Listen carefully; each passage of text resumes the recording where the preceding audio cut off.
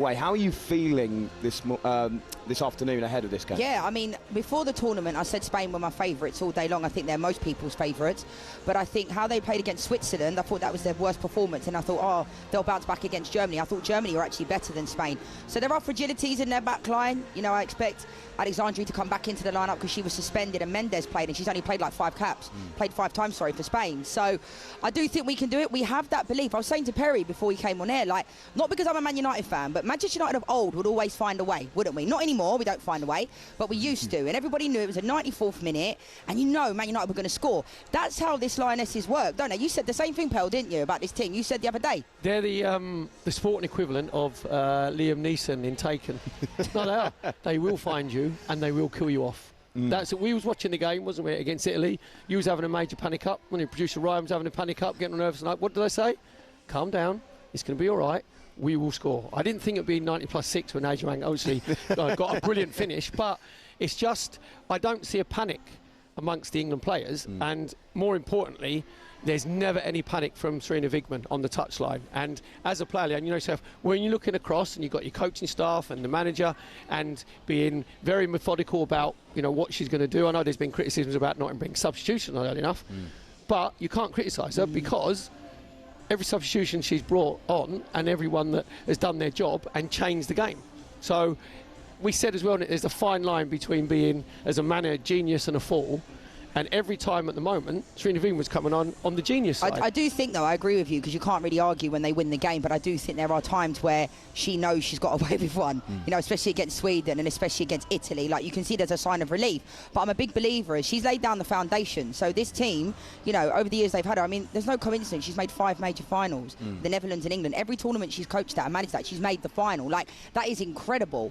And, like, there's not many changes. When you look at the players that have come in since Serena came in, when Phil Neville, you know, moved on and that, like, I believe if Serena was our manager when we were there, we would be able to. Whoever's there, she seems to get the best out of these players. We've got no Mary Earps, we've got no Millie Bright, Frank Kirby retired before the tournament. Everyone's like, what's going on? And now look, we haven't even really spoken about those players or people, have we?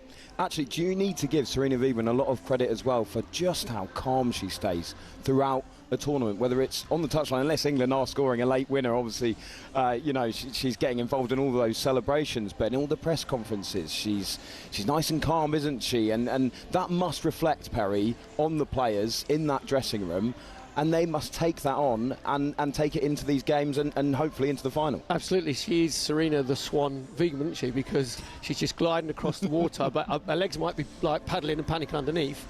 But it doesn't change. She had a couple of celebrations where she did get very emotional, quite rightly, when Adjumang scored, which you expect.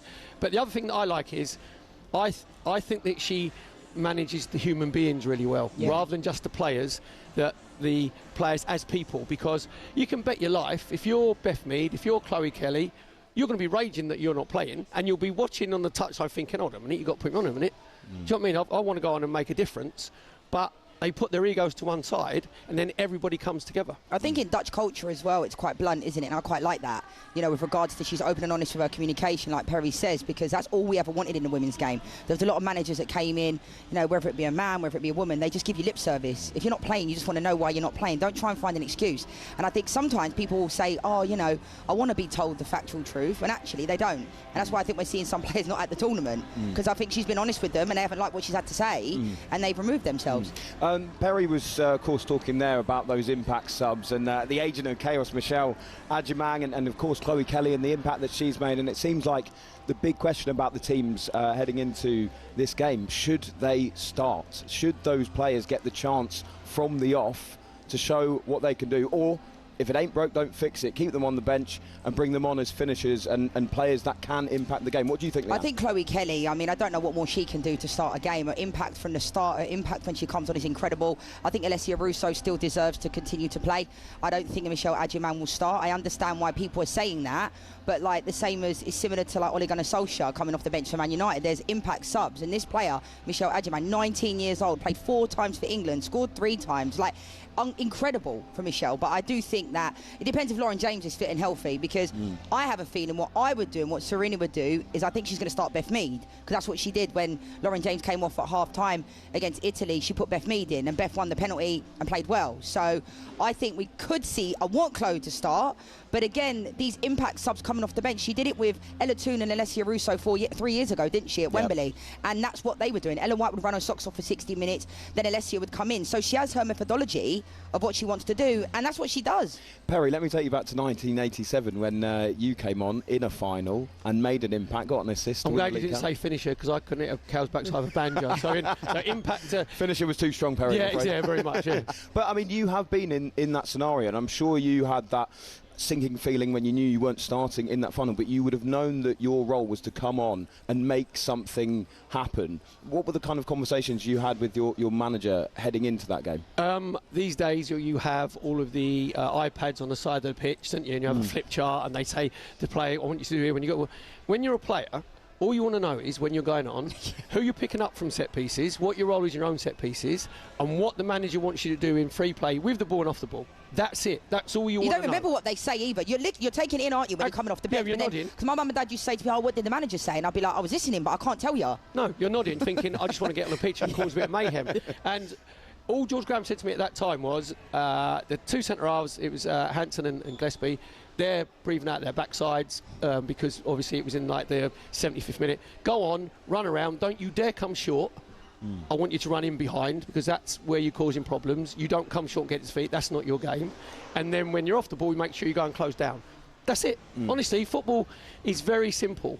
There's little algorithms and or maybe little tactics you have in between it, but really, when you've got the ball, right, you pass it the same colour shirt you're wearing, preferably going forwards. When you haven't got the ball, you work your socks off, individually collect, and go and win the ball back. Right? It's so true. It's so true. And I think, I'm not a big fan of stats and XG and all that. I think, one of the coaches in America says, my eyes don't lie. So when they're picking players, they're not looking at how much they run, all this type of stuff. Yes, it can play a part, but you're right. Look, when we used to play football when we were kids, we didn't even have bibs on.